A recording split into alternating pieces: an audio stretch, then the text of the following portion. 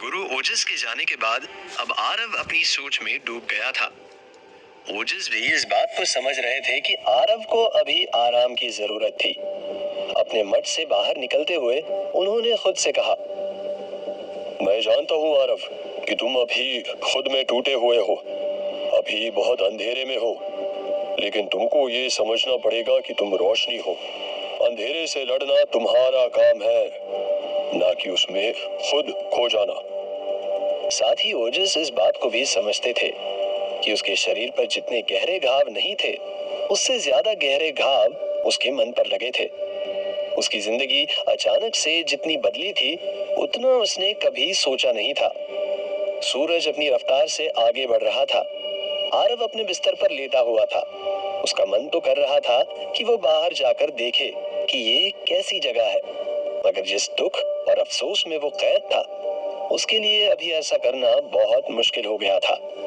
वो कभी कभी अपनी जगह से उठने की कोशिश करता और उठने के बाद फिर से बैठ जाता। आरव को ऐसा लग रहा था कि उस मठ में ही नहीं, इस दुनिया में ही उसको कैद कर लिया गया था।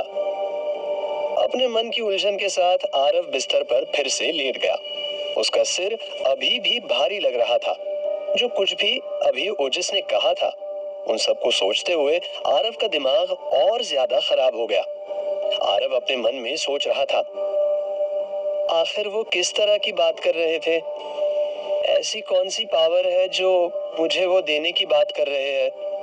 वो मेरे घर के लोगों को कैसे जानते हैं? बात भी ऐसे कर रहा था कि जैसे हर रोज मेरे दादाजी के साथ शाम की चाय पीने आता था।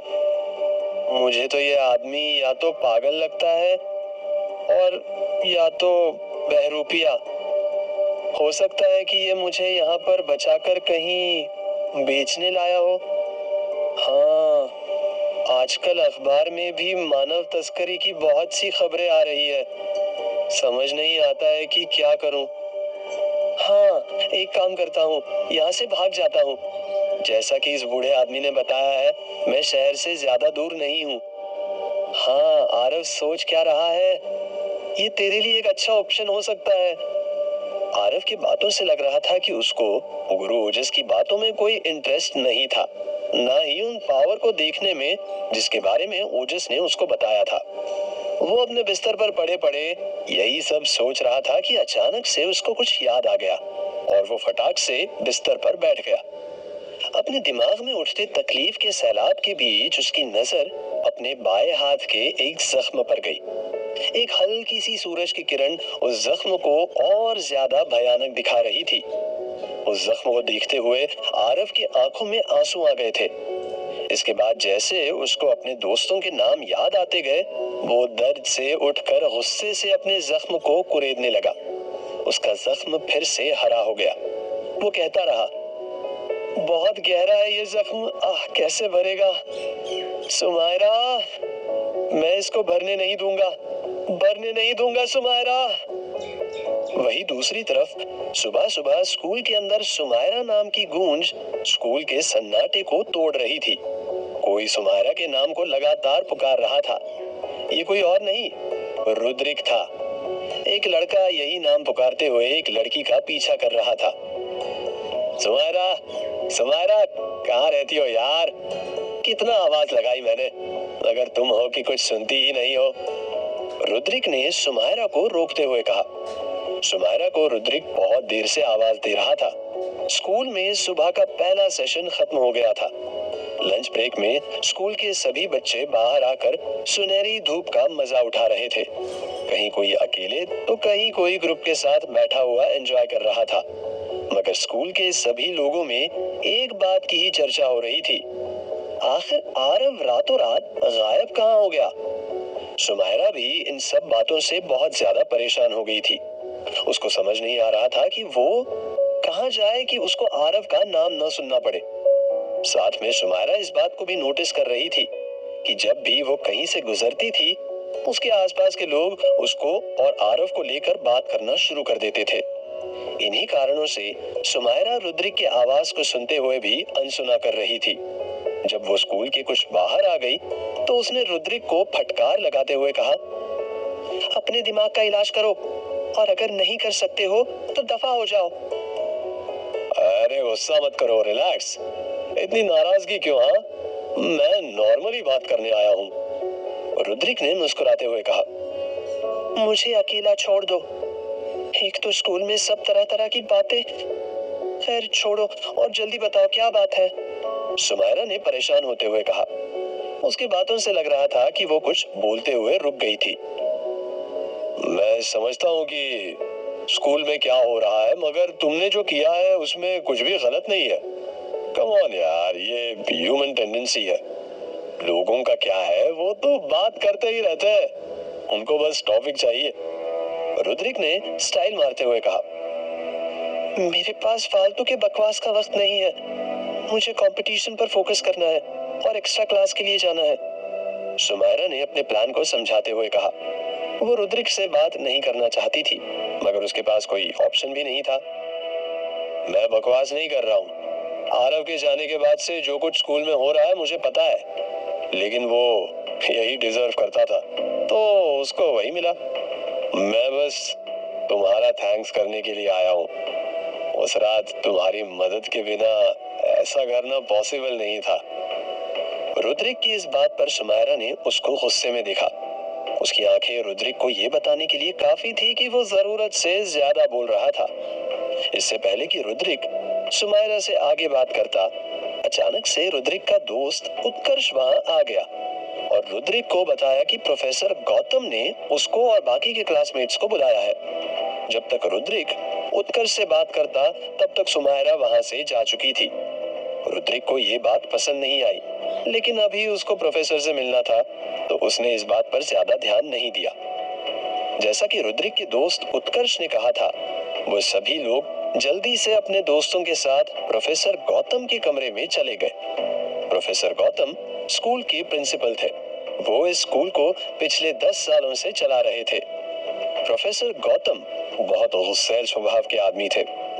जब रुद्रिक और उसके कुछ दोस्त अंदर की तरफ गए, तो प्रोफेसर अपने कमरे की खिड़की पर खड़े होकर सामने की पहाड़ियों को देख रहे थे। कमरे में बहुत सन्नाटा था। रुद्रिक ने प्रोफेसर से अंदर आने की इजाजत मांगी और अंदर आ गया। सभी के चेहरे पर डर दिख रहा था। मुझे मालूम हुआ कि आरव का कोई पता नहीं चल रहा है। 10 दिन होने को आ रहे हैं, क्या ये सही है? प्रोफेसर गौतम की भारी आवाज सन्नाटे को चीरते हुए कमरे में फैल गई। जी, हमने बहुत कोशिश की पता लगाने की, मगर कोई फायदा नहीं हुआ। रुद्रिक ने आगे आते हुए कहा। पहले तो यकीन करना मुश्किल है कि आरव ने ऐसा कुछ। खैर ठीक है, मैंने उसका सस्पेंशन ऑर्डर निकाल दिया है।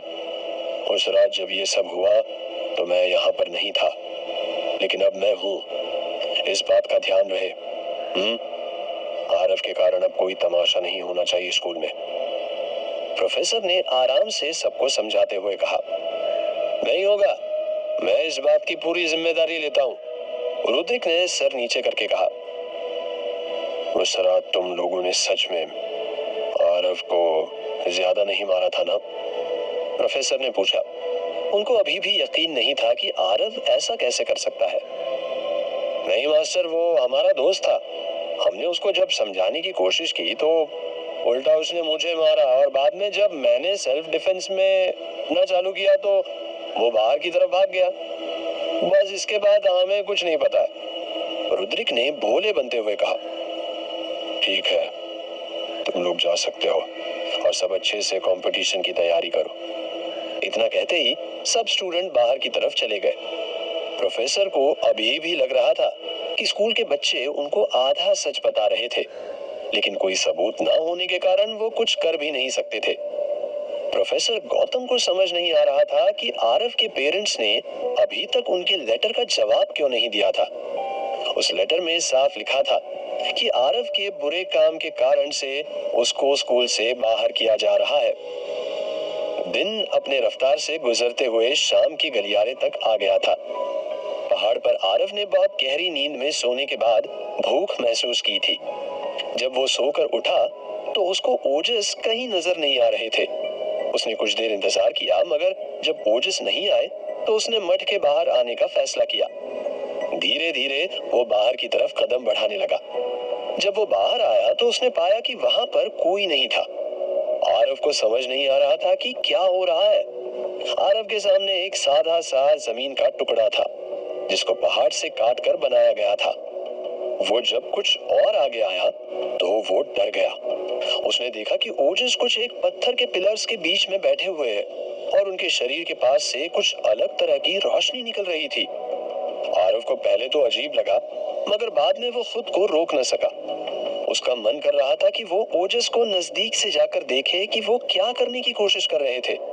आरव ने ओजस को देखने के चक्कर में इस बात पर ध्यान ही नहीं दिया कि उसका शरीर अभी कमजोर था। कुछ कदम आगे आने के बाद वो फिसल कर नीचे लुढ़क कर गिर गया। लुढ़कता हुआ वो नीचे ओजस के सामने आ गया था। ओजस अभी भी अपने ध्यान में थे। आरव उनको देख के गुस्सा हो रहा था कि वो उनके कारण ऊपर से नीचे गिरता हुआ आया और इस समय तक ओजस ने उसको कोई रिएक्शन भी नहीं दिया। आरव ने अभी इस बात का ध्यान नहीं दिया था कि उसके ऊपर के आसमान में क्या हो रहा है। जब आरव की नजर ऊपर गई तो उसने पाया कि कुछ आसमान का हिस्सा अलग तरह का दिख रहा था। वहां पर आसमान सफेद नहीं बल्कि नीला और बैंगनी रंग का हो गया था। अब आरव को सच में डर लग रहा था। इससे पहले कि आरव को कुछ समझ आता, अचानक से ओजस ने अपनी आंखें खोली और आरव के ऊपर उस नीली बैंगनी आसमान से एक शक्ति की रोशनी गिरने लगी। ओजस के आंखों का रंग भी वैसे ही नीला और बैंगनी हो गया था। आरव को पहले तो अच्छा लगा, मगर कुछ सेकंड्स के बाद उसको बहुत ज्यादा दर्द होने लगा। वो दर्द में तड़पने लगा। उसको समझ नहीं आ रहा था कि क्या हो रहा था। ऐसा लग रहा था कि आरव का शरीर उस शक्ति को अब बर्दाश्त नहीं कर पाएगा। क्या हुआ था आरव के साथ स्कूल में? आखिर ये किस तरह की शक्ति थी जिसको आरव बर्दाश्त नहीं कर पा रहा था? क्या ओजस आरव को उसकी मंजिल की तरफ ले जा सकेंगे? जानने के लिए सुनते रहिए पॉकेट एफएम।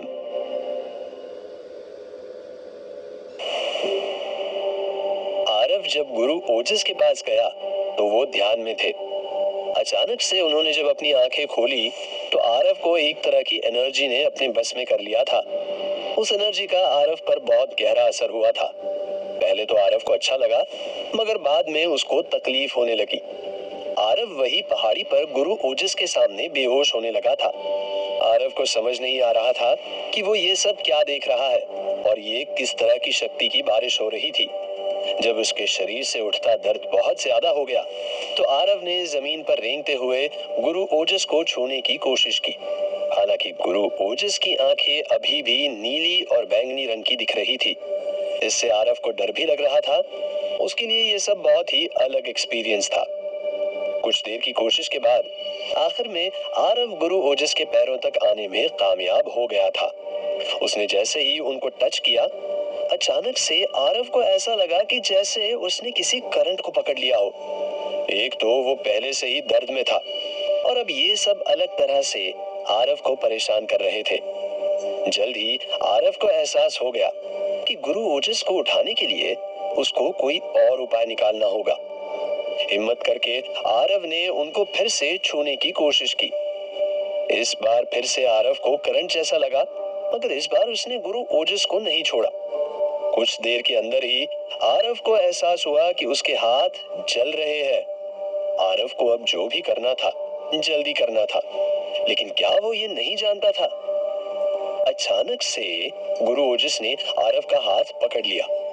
ऐसा होते ही आरव फिर से चौंक गया, मगर डर के कारण उसने ओजस के आंखों में देखने की हिम्मत नहीं की।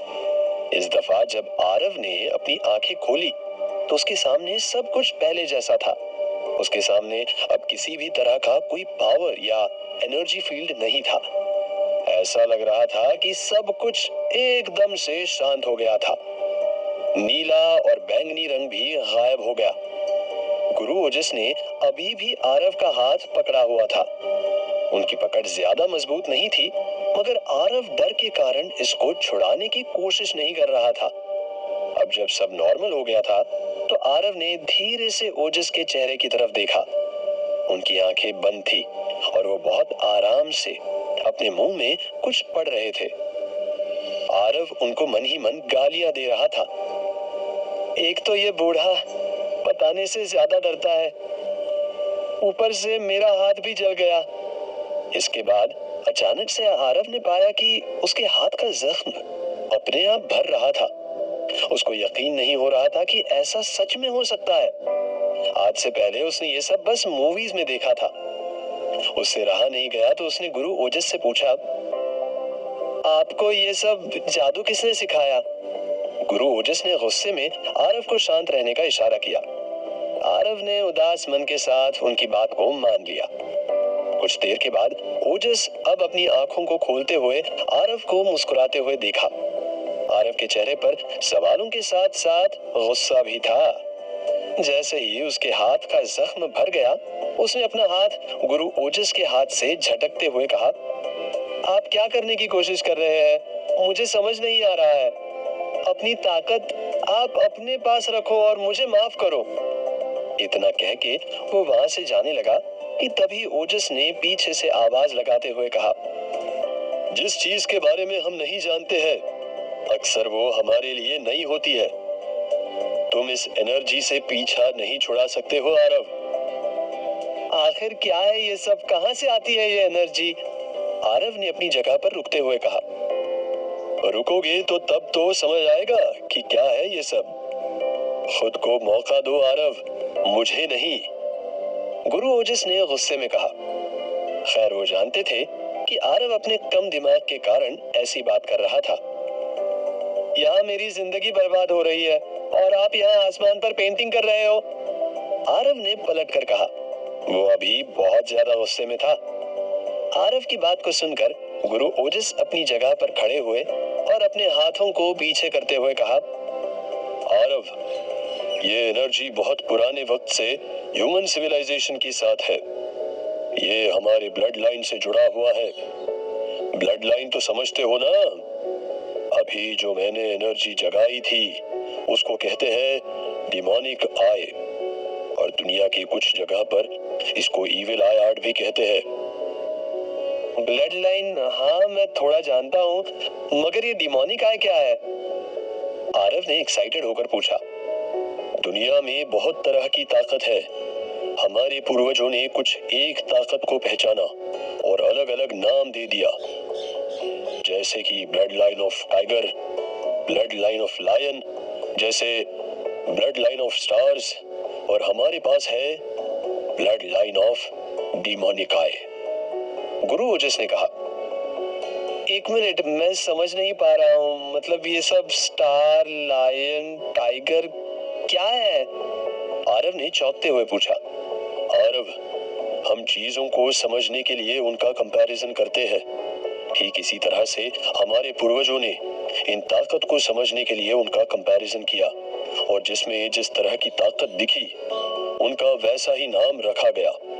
तुम ऐसे भी समझ सकते हो कि इंसानों में जो काम डीएनए करता है, ये भी उसी तरह से काम करता है, बस इसको अनलॉक या एक्टिव करना पड़ता है। गुरु ओजस ने कहा।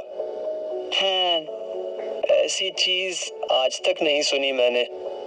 मुझे नहीं लगता कि मेरे पास ऐसी कोई। इतना कहते कहते आरव रुक गया। अपने शरीर पर हुए बदलाव को देख उसका ध्यान उसके शरीर पर रुक गया था। उसका शरीर अब पहले की तरह हो गया। उस पर कहीं भी कोई जख्म का निशान नहीं था। आरव को अपने आंखों पर यकीन नहीं हो रहा था। तभी गुरु ओजस ने आरव को फटकार लगाते हुए कहा, ज्यादा खुश मत हो और मुझे देखो ये कैसे करना है। उनकी बात को सुनते ही आरव का ध्यान उनकी तरफ गया। आरव ने देखा कि अब गुरु ओजस फिर से मेडिटेट करने बैठ गए, और देखते ही देखते आसपास हवा में हलचल शुरू हो गई थी। इसके तुरंत बाद आरव ने देखा कि एक एनर्जी गुरु ओजस के शरीर से निकलती हुई सीधे आसमान में चली गई। एक जोर की बिजली चमकने के शोर के साथ पूरा आसमान बैंगनी रंग से ढक गया।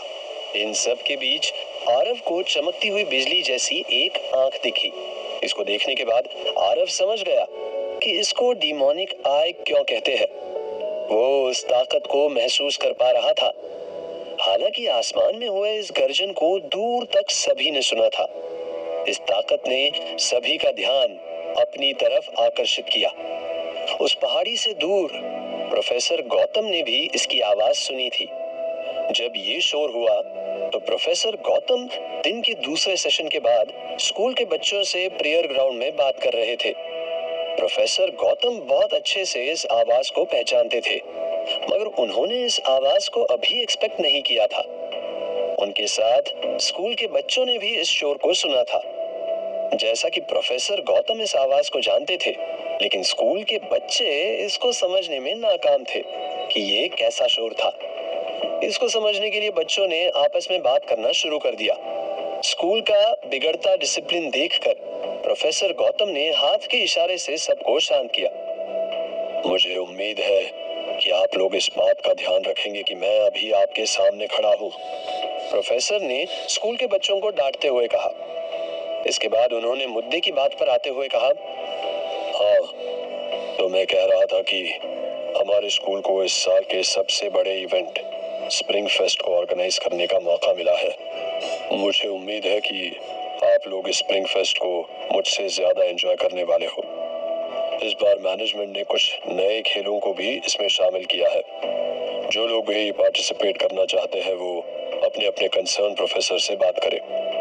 हर बार की तरह इस बार भी अपने स्कूल के कुछ बच्चे सिलेक्ट किए गए हैं मार्शल आर्ट्स के लिए। इनके नाम है रुद्रिक, सुमायरा और तक्ष। इन तीनों के नाम को सुनने के बाद जो अभी तक खुशी की लहर दिखाई दे रही थी वो अचानक से गायब हो गई। इन सब नामों में एक नाम नहीं था, ये नाम था आरव। प्रोफेसर गौतम समेत रुद्रिक, सुमायरा और तक्ष भी बहुत ज्यादा परेशान हो गए। अचानक से सब चीयर करते करते रुक क्यों गए? प्रोफेसर ने एक दफा तीनों बच्चों को देखा और फिर स्कूल के बच्चों को देखते हुए बोले, मैं जानता हूं कि आप लोग किसकी तलाश कर रहे हो, लेकिन मुझे अफसोस है कि मेरे पास केवल 3 नाम ही है। जैसा कि मैं आने के बाद से देख रहा हूं, मुझे समझ आ रहा है कि मेरा स्कूल जो कभी एक तरीके से सोचता था वो अब बट गया है। स्कूल के बटने का कारण है आरव। कुछ का मानना है कि वो सही है और कुछ का मानना है कि वो गलत। मैं आप सबको बता देना चाहता हूँ कि आरव गलत था। जैसे ही प्रोफेसर गौतम ने ये कहा, अचानक से पहाड़ी पर से उनको फिर से एक शोर सुनाई दिया। ये पहले वाले से काफी तेज था।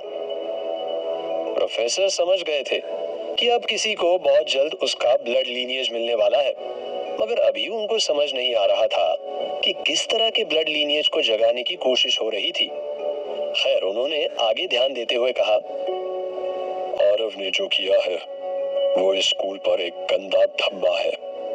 मैं आरव को अपनी सफाई देने का मौका देना चाहता था, लेकिन वो शायद अपने गिल्ट के कारण मुझसे भाग रहा है। मैंने उसको अपने स्कूल से बाहर निकालने का फैसला किया है। फैसला ही नहीं, मैंने ऑफिशियल पेपर्स भी रिलीज कर दिए हैं। आरव जैसे हरकत करने वाले बच्चे को किसी भी कीमत पर माफ नहीं किया जाएगा। प्रोफेसर की बात सुनते ही सब कोई एकदम से खामोश हो गए। वही प्रोफेसर के पास खड़े रुद्रिक को ऐसा लग रहा था कि उसकी तो जिंदगी ही बन गई। आखिर उसने जो चाहा था वो पा लिया। अब जबकि प्रोफेसर के पास कोई बात नहीं थी तो उन्होंने मीटिंग को बंद करना ही बेहतर समझा। उन्होंने जैसे ही कहा, मीटिंग इज ओवर, आप सभी लोग जैसे आए थे वैसे ही अपने अपने ब्लॉक में वापस चले जाए। इससे पहले कि प्रोफेसर गौतम स्कूल के मीटिंग को खत्म करके अपने घर को जाते, उससे पहले ही वहां किसी अनजान इंसान की आवाज ने उनको स्टेज पर ही रोक दिया। इतनी जल्दी भी क्या है प्रोफेसर गौतम? अभी तो हमें बहुत सी बातें करनी है। प्रोफेसर को समझ नहीं आ रहा था कि क्या हो रहा है। अचानक स्कूल स्टूडेंट के भीड़ में से एक आदमी अंदर स्टेज की तरफ आ गया। उसका पहनावा बहुत बड़े और अमीर परिवार वाला लग रहा था। जैसे ही वो स्टेज की तरफ आगे को आया, प्रोफेसर गौतम के चेहरे का रंग सामने खड़े इंसान को देख के उड़ गया था।